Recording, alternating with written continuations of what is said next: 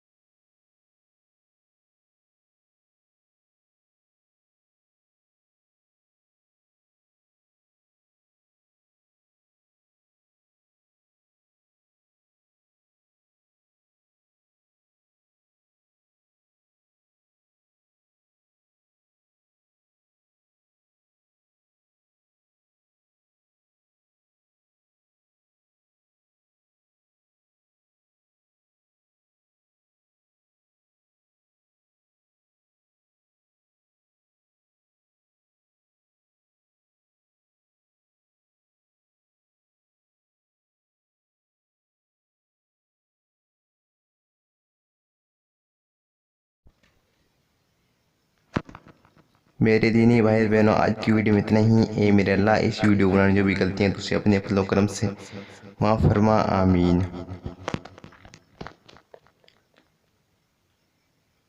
दुआओं की गुजारिश। अस्सलाम वालेकुम रहमतुल्लाहि व बरकातुहू। मिलते हैं इंशाल्लाह नई वीडियो साथ, तब तक के लिए अल्लाह हाफिज़।